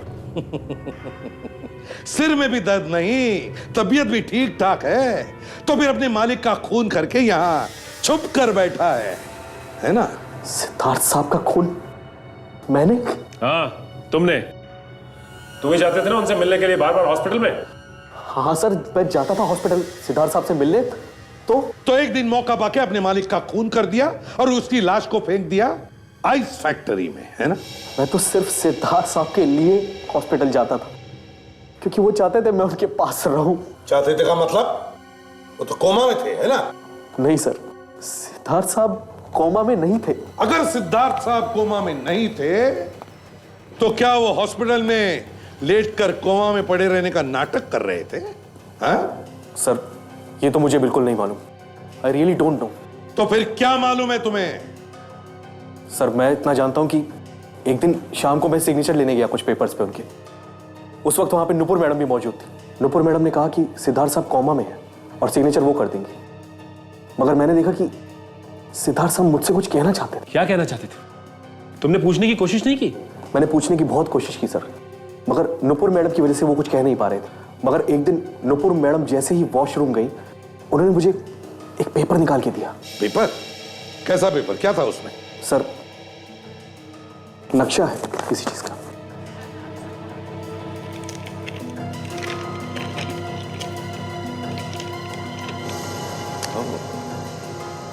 एक गेट और गेट के सामने पीसीओ। क्या मतलब हो सकता है इसका? कोई ऐसा राज सचिन जो सिद्धार्थ अपने इस मैनेजर प्रदीप को बताना चाहता था, लेकिन अपनी पत्नी नुपुर को नहीं। गौर से देखो इस नक्शे को और याद करो कहां पर दिखी ये जगह।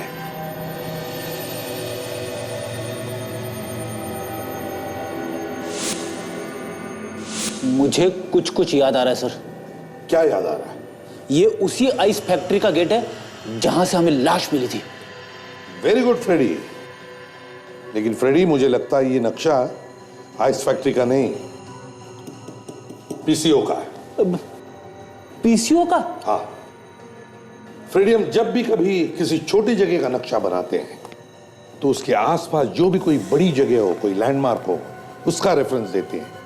तो इसका मतलब है ये नक्शा उस आइस फैक्ट्री का नहीं, पीसीओ का है।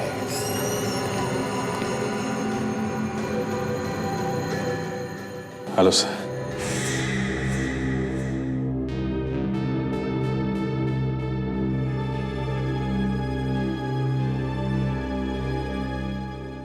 तुम ब्यूरो में क्यों आए? मुझे लगा कि नहीं अभिजीत, तुम्हें कहा था आराम करने के लिए। Okay sir.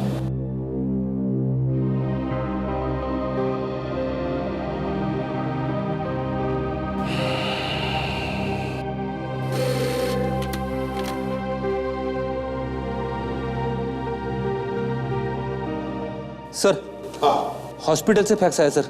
उस वार्ड बॉय मोहन के बारे में सब जानकारी है इसमें। मोहन?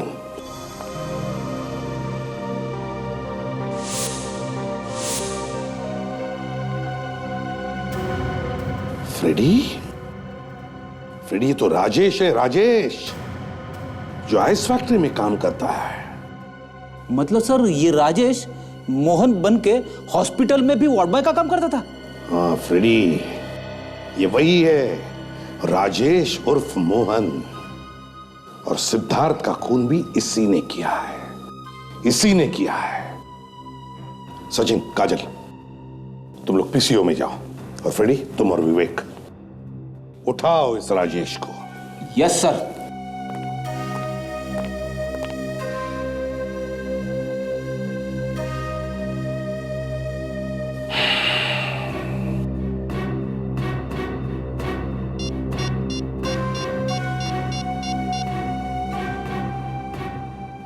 दया, समझ में नहीं आता इसके घर का दरवाजा खुला है, हो क्या गया है उसे?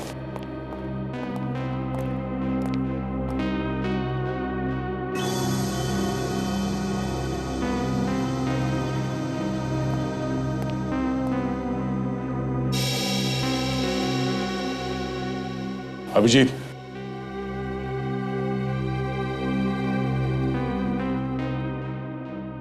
अभिजीत, दया तुम?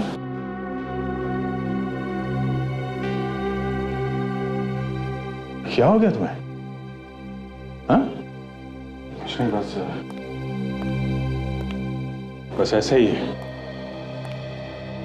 ऐसे ही? अभिजीत, हम तुमसे मिलने आए और तुम हमसे मुंह फेर कर खड़े हो। देखो अभिजीत, तुम जो कुछ भी कर रहे हो ना ठीक नहीं है। ब्यूरो में से भी तुम बिना बताए चले आए, इसका क्या मतलब हो सकता है? अभिजीत, अगर कोई परेशानी है तो हमें बताओ, मिलके दूर करेंगे ना? हाँ?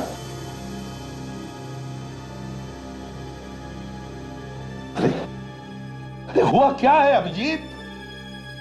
हमने तुम्हारा ऐसा क्या बिगाड़ा है जो तुम हमसे बात नहीं करना चाहते? मुंह पे ताला लगा लिया?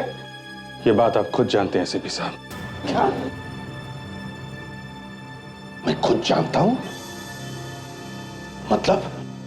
मतलब साफ है सर, अब आपके दिल में अभिजीत के लिए प्यार खत्म हो गया है। क्या?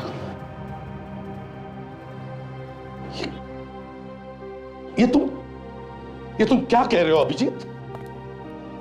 अभिजीत, मैंने तुम पर हमेशा अपने बेटे से बढ़कर प्यार किया है, और तुम? ये सब कहने की बातें हैं सर। अगर ऐसा होता तो मुझे ब्यूरो से निकाल के घर में नहीं बिठाते आप। अभिजीत, तुम्हें घर पे इसलिए बिठाया ताकि तुम आराम कर सको। तुम्हें आराम की सख्त जरूरत है, और हम लोग तुम्हारा भला चाहते हैं यार। नहीं यार, मुझे किसी की मेहरबानी नहीं चाहिए। मेरे में इतना दम है कि मैं अपनी जिंदगी खुद जी सकता हूं। देखो अभिजीत, मैं तुमसे कुछ कहता नहीं हूं, इसका मतलब ये नहीं कि तुम... सर प्लीज, आप लोग मुझे अकेला छोड़ दीजिए। आप लोग चले जाइए यहां से।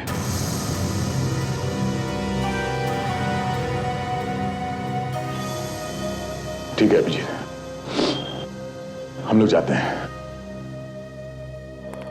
अपना ख्याल रखना।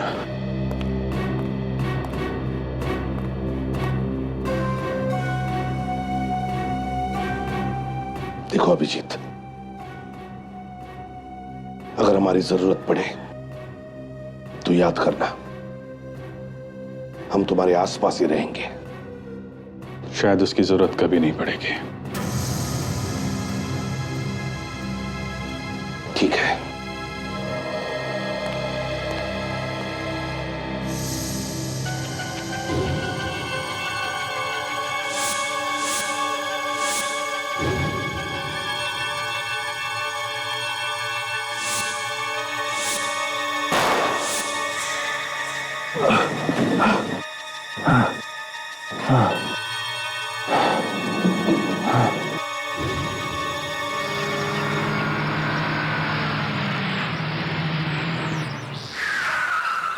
आखिरी बार आपसे कह रहा हूँ सर, बहुत मेहरबानी होगी आपकी। Okay sir, thank you sir. 2 रुपये होना सर? 2 रुपये। Thank you sir.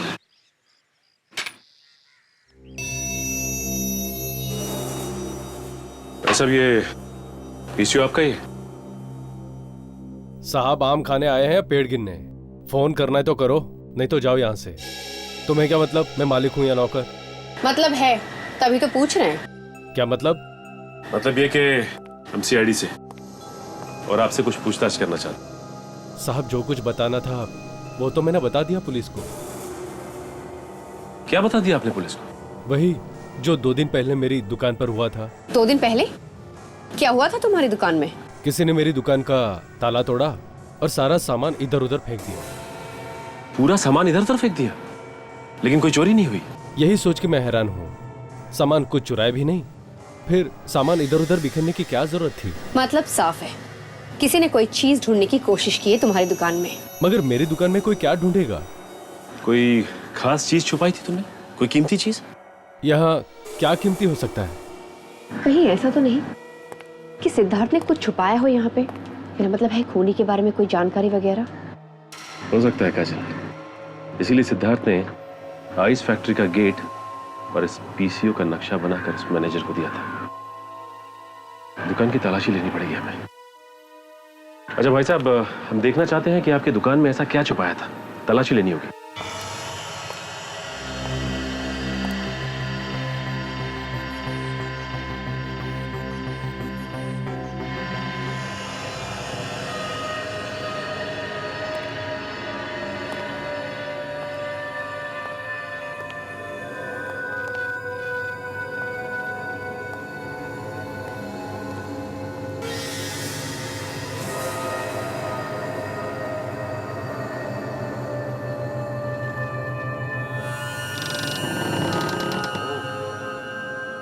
राजेश, चुपचाप बाहर आ जा।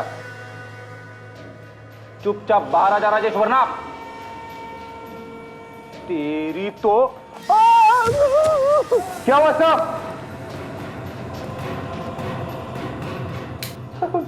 सर आप ठीक तो हो ना? बाप रे, पता नहीं क्या डाल के रखा है कमरे के बीच में।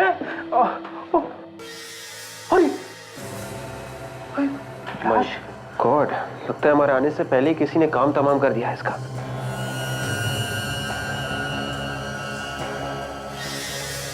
उल्टे से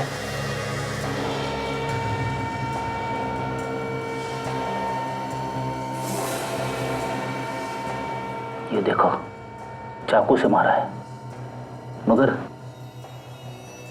चाकू कहाँ है?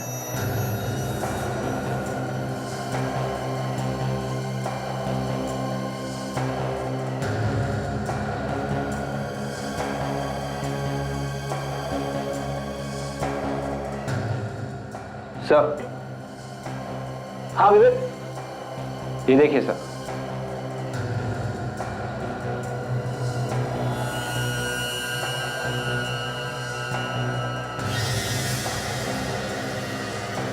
पेन का कैप।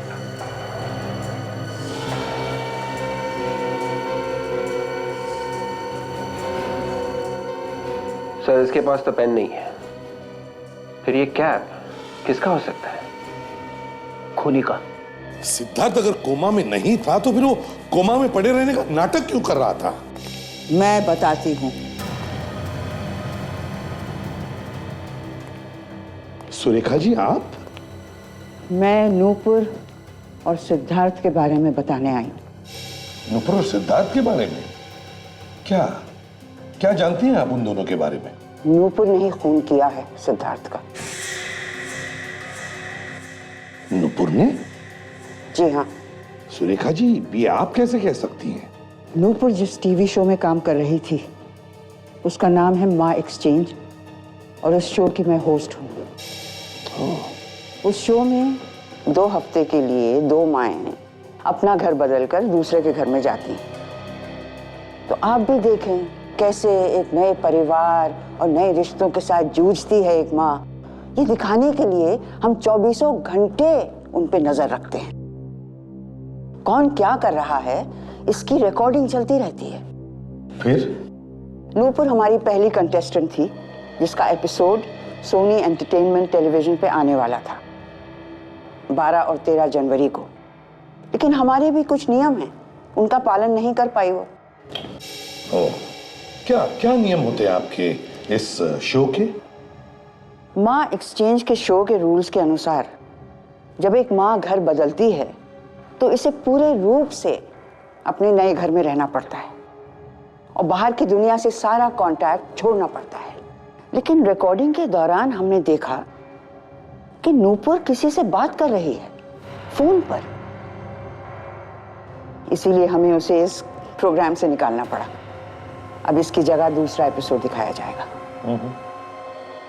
तो क्या सुरेखा जी आप हमें बता सकती हैं नूपुर क्या बात कर रही थी फोन पर? नूपुर अपने पति सिद्धार्थ का खून कराने की बात कर रही थी फोन पर। सिद्धार्थ का खून करने की बात कर रही थी? जी हाँ। तो फिर सुलेखा जी आपके पास तो वो टेप तो होगी ना जिसमें ये रिकॉर्डिंग हुई होगी? नहीं, वो टेप हमने उसके पति सिद्धार्थ को दे दिया।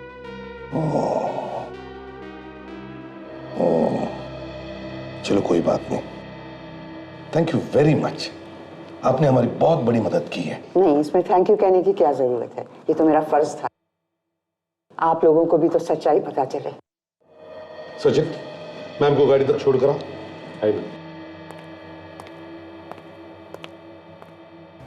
अब समझ में आया, जैसे ही वो सिद्धार्थ ने टेप देखा वो टेंशन में आया और उसका एक्सीडेंट हो।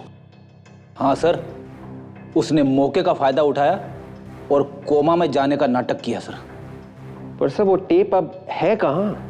सर हो सकता है सिद्धार्थ ने वो टेप कहीं छुपा दिया हो। सिद्धार्थ ने वो टेप उस पीसीओ में छुपा के रखा था जिसका नक्शा बनाकर उसने अपने मैनेजर को दिया था। एक बार ये टेप हमारे हाथ में आ जाए ना तो पता चलेगा नुपुर किसके साथ फोन पर बात कर रही थी सिद्धार्थ के खून के बारे में। कौन है वहां पे? हाँ, कौन है वहां पे? देखो तुम जो भी हो ना, सामने आ जाओ वरना मैं शोर मचा दूंगी। ओहो, तो तुम हो। अरे तुमने तो मुझे डरा ही दिया था। अगर तुम नहीं खांसते ना तो मैं शोर मचा देती। वैसे भी मैं तुम्हें ही फोन करने वाली थी। अरे तुमने जो मेरी मदद की है उसके लिए बहुत बहुत धन्यवाद। तुम्हारी मदद के बिना ना सिद्धार्थ को ठिकाने लगाना बहुत ही मुश्किल काम था। एक अच्छे दोस्त होने का फर्ज निभाया है तुमने। देखो ना, हमारा काम भी हो गया और किसी को पता भी नहीं चला। बहुत बहुत स्वागत है आपका नुपुर जी।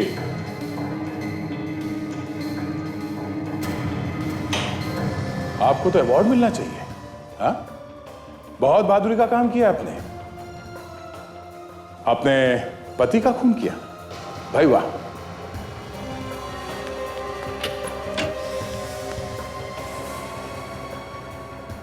बहादुर लोग कायरों की तरह नहीं भाग, समझे? बाप चाहे कितना भी छुपा लो, एक न एक दिन जुबान पे आ ही जाता है, जैसे तुम्हारे जुबान पे आ गया।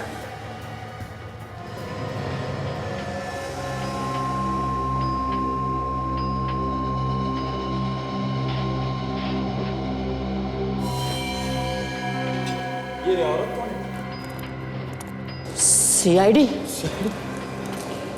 बताओ तुम्हारे साथ कौन मिला हुआ है खून में?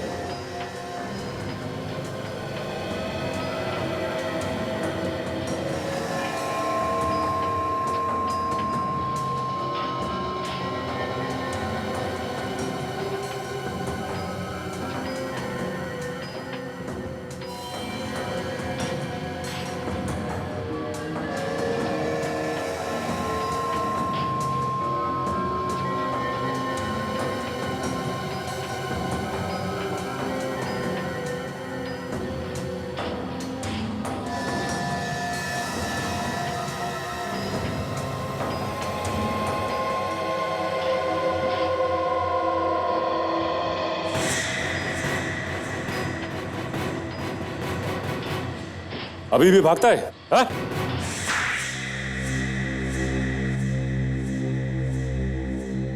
समझ में नहीं आता ये दुख पकड़े जाने का है या फिर किए के पछतावे का? दोनों का ही दुख है सर। खून करने का भी दुख है और पकड़े जाने का तो है ही। ये तुम्हें कैसे मालूम पड़ा फ्रेडी? दोनों आंखों से आंसू बह रहे सर। हाँ, ये बात तो है, ये बात तो है। अब रोना धोना बंद करो, तो सच सच बताओ, बताओ क्यों मारा तुमने अपने पति सिद्धार्थ को? पति मत कहिए उसे मेरा, वो तो सिर्फ नाम का पति था, असलियत में तो वो हैवान था, हैवान। अपने पति को हैवान कह रही हो? शर्म नहीं आती तुम्हें? हैवान को हैवान बोलने में कैसी शर्म? अरे दिन रात मारता रहता था वो मुझे, उसने मेरी जिंदगी हराम कर दी थी। पर वजह क्या थी तुम्हें मारने की? क्या मालूम, बिना बात की मारना पीटना शुरू कर देता था। मैं तो बहुत दिनों से रास्ता ढूंढ रही थी, उससे छुटकारा मिल जाए। और इसलिए तुमने अपने दोस्त उमंग को अपने प्लान में मिला लिया। राजेश को पैसे का लालच दिखाया और उसे वार्ड बॉय बनाकर हॉस्पिटल में भेज दिया, है ना? हॉस्पिटल में सिद्धार्थ को मारना आसान नहीं था। राजेश ने उसे वहां से निकालने में तुम्हारी मदद की। तुम दोनों को मालूम था ना कि सिद्धार्थ कोमा में नहीं है? जब सिद्धार्थ मैनेजर को नक्शा बना के दे रहा था उस टेप का, तब मैंने उसे देख लिया था। वही टेप ना जिसमें तुम्हारी और उमंग की बातें रिकॉर्ड है सिद्धार्थ का खून करने के बारे में। हाँ, मगर वो मैनेजर बेवकूफ निकला। वो सिद्धार्थ की बात को समझ ही नहीं सका। और जैसे ही तुम्हें टेप मिला, तुमने सिद्धार्थ का काम तमाम कर दिया। तुमने सिद्धार्थ के सर पे वार करके उसे बेहोश किया और फिर राजेश की मदद से हॉस्पिटल से बाहर निकाला उसे। हाँ। पर लाश को आइस फैक्ट्री में छुपाने की बेवकूफी क्यों की तुम लोगों ने? हा? उसे कहीं और भी तो फेंक सकते थे।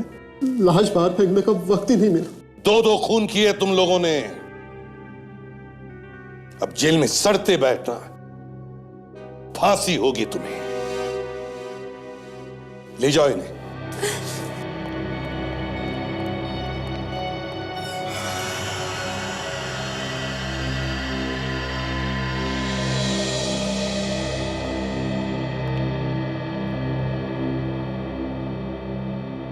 अभिजीत, तुम? मुझे आप लोगों से कुछ बात करनी थी। क्या? आपका कुछ सामान है मेरे पास, उसे लौटाने आया हूं।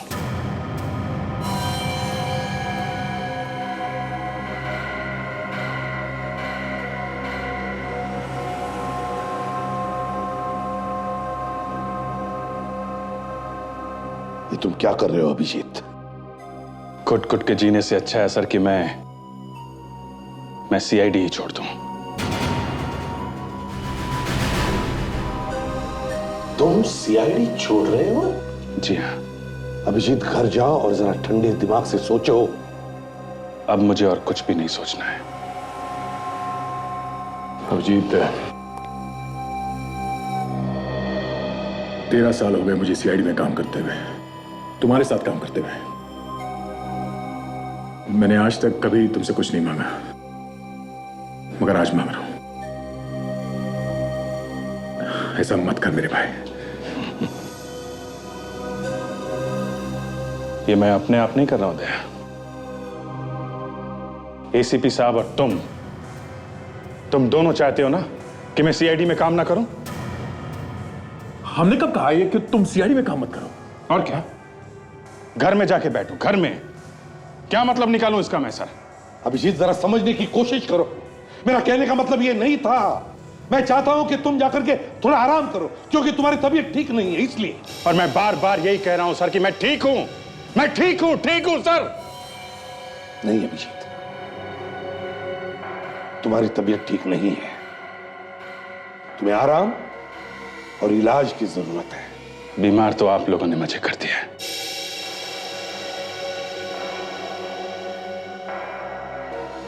मैं ठीक हूं सर। अभिजीत,